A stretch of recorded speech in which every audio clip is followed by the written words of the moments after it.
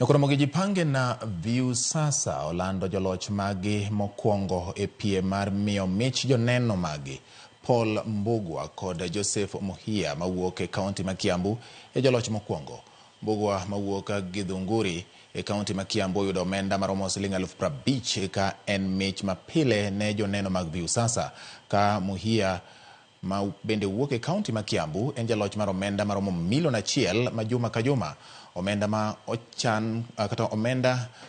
ochano konyo godo familia mare. Kidwaro yudo mich kendo bedo jaloch e piem mar jipange na Viusasa, di *487 *3 e ong'we yamo mari kendo iyier jipange na Viusasa mondo ibed jaloch mar Sh1,000,000 ka bende inyalo keto omenda e paybill 724177.